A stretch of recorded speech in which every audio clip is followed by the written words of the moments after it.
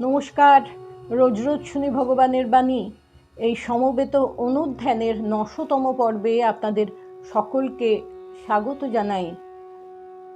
এটি কখনোই সম্ভব ছিল না শুধুমাত্র মায়ের আশীর্বাদ এবং আপনাদের সহযোগিতা ছাড়া। আমরা ধারাবাহিকভাবে আলোচনা করছি স্বামীজি ও রাজা মহারাজের পারস্পরিক সম্পর্কের কথা। স্বামীজি যেদিন লীলা সংবরণ করেন সেদিন তিনি নিজেই বলেছিলেন, যদি আরেকটা বিবেকানন্দ থাকতো তাহলে বুঝতে পারতো এই বিবেকানন্দ কি করে গেল। অনুরূপ সতর্কবাণী শ্রীরামকৃষ্ণ রাজা মহারাজ সম্পর্কে উচ্চারণ করেছিলেন।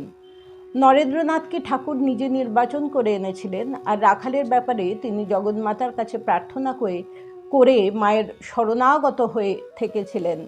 প্রার্থনা করেছিলেন একটি শুদ্ধ সত্য ছেলের জন্যে, যে সবসময় তার সঙ্গে সঙ্গে থাকবে, কারণ বিষয়ী লোকের সঙ্গে কথা বলতে বলতে তার জিভ যেন জ্বলে যেত। মাকে আরও বলেছিলেন ছেলেটি যেন হয় আমারই মতো। তারপর রাখাল আসার কিছুদিন আগে জগন্মাতা তার কোলে একটি ছেলেকে বসিয়ে দিয়ে বলেন, এই তোমার ছেলে। ঠাকুর চমকে ওঠেন, তিনি সন্ন্যাসী, তার আবার ছেলে। মা হেসে বলেন, সাধারণ ছেলে নয়, ত্যাগী মানসপুত্র, অর্থাৎ স্পিরিচুয়াল সান, আধ্যাত্মিক পুত্র। কিন্তু মা কাকে পাঠাচ্ছেন তার মানসপুত্র করে তা তিনি জানতেন না। নরেন রাখালের থেকে মাত্র ৯ দিনের বড়। নরেন্দ্রর সিমলায় জন্ম, সুদর্শন, স্বাস্থ্যবান, দুরন্ত, সহজাত নেতৃত্ব শক্তি, খেলাধুলা, গল্প বলা, দুষ্টুমি, সাহসিকতা সবেতেই তিনি নেতা। পড়াশোনা তার কাছে জলভাত। পরীক্ষাকে গুরুত্ব দেন না, কিন্তু অধ্যয়নের বিষয়বস্তু তিনি অল্প সময়ই আয়ত্ত করে নেন এবং গভীরে প্রবেশ করেন। আর রাজা মহারাজের জন্ম বসিরহাট সংলগ্ন শিখরাকুলিন গ্রামে হলেও ১২ বছর বয়স থেকে তিনি উত্তর কলকাতায় বারাণসী ঘোষ স্ট্রিটে মাতুলালয়ে থাকতে শুরু করেন, যা কিনা সিমলাপল্লীর কাছে। নরেন ও রাখাল দুজনই সম্ভ্রান্ত পরিবারের জন্ম। রাখালের পিতা জমিদার আনন্দমোহন ঘোষ ছিলেন হুগলি জেলার আকনার বিখ্যাত জমিদার পরিবারের বংশধর। নরেনের মতো রাখাল ছিলেন স্বাস্থ্যবান, সুদর্শন, দুরন্ত, মেধাবী, সহজাত নেতৃত্ব শক্তির অধিকারী, কুস্তিতে, ব্যায়ামে, খেলায় ১ নম্বর। দুজনেই অন্তর্মুখ হয়ে যেতে পারতেন যে কোনো সময়। ছোটবেলায় রাখালের ধ্যান খেলা প্রিয় ছিল, যদিও স্বামীজির মতো ধ্যানের সময় সাপ আসবার মতো চমকপ্রদ ঘটনা তার জীবনে ঘটেনি। শ্যাম ও শ্যামা বিষয়ক গান শুনতে তিনি ভালোবাসতেন। নরেনের মতো সঙ্গীতের রাজা বা শিক্ষিত সঙ্গীতজ্ঞ না হলেও তিনি গান গাইতে পারতেন, আর গান খুব ভালো বুঝতেন। আজীবন তিনি উচ্চাঙ্গ সঙ্গীতের খুব বড় সমজদার ছিলেন।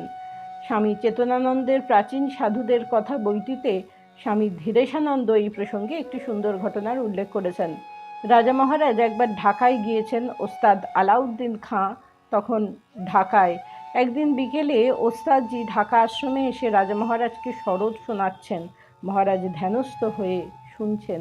কোন রাগটি তিনি বাজাচ্ছিলেন বইয়ে তার কোনো উল্লেখ নেই, কিন্তু প্রাণ খুলে রাগটি পরিবেশন করার পর ওস্তাদজি মহারাজকে জিজ্ঞেস করলেন, মহারাজ এরপর কি বাজাবো? মহারাজ বলেছিলেন, বিলাবল বাজান। একথা শুনে ওস্তাদজি একেবারে চমৎকৃত হয়েছিলেন। বলেছিলেন, মহারাজ যে রাগ বাজালাম তারপরে এই পরিবেশে এই সময় বিলাবল রাগ পরিবেশন করতে বলা আপনার মতো সমজদার লোকের পক্ষেই সম্ভব। তিনি মহারাজের পায়ে মাথা রেখে শুধু প্রণামই করলেন না, আনন্দে তার চোখে জল এসে গেল। মহারাজের মতো অলৌকিক সমজদারের কাছে সঙ্গীত পরিবেশন করতে পেরে স্পষ্টতই তিনি তৃপ্ত এবং অভিভূত হয়েছিলেন। স্বামীজিও সঙ্গীতের সূত্রে ওস্তাদ আলাউদ্দিনের সঙ্গে কখনো মিলিত হয়েছেন। পণ্ডিত রবিশঙ্করের বইয়ে আছে যে আলাউদ্দিন গান গেয়েছেন এবং স্বামীজি তার সঙ্গে তবলা সঙ্গত করেছেন, পাখোয়াজেও সঙ্গত করেছেন। কিন্তু স্বামী লোকেশ্বরানন্দজির কাছে একথা শোনা যায়, ওস্তাদ আলাউদ্দিন তাকে বলেছিলেন, ওস্তাদজি ও স্বামীজি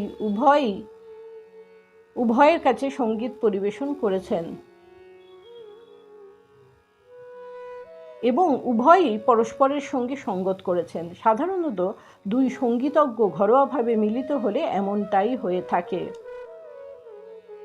আলাউদ্দিন খাঁ সাহেব লোকেশ্বরানন্দজির কাছে স্বামীজির সঙ্গীতের ভূয়সী প্রশংসা করেছিলেন। আবার আমরা পরবর্তী পর্বে আলোচনা করব। নমস্কার।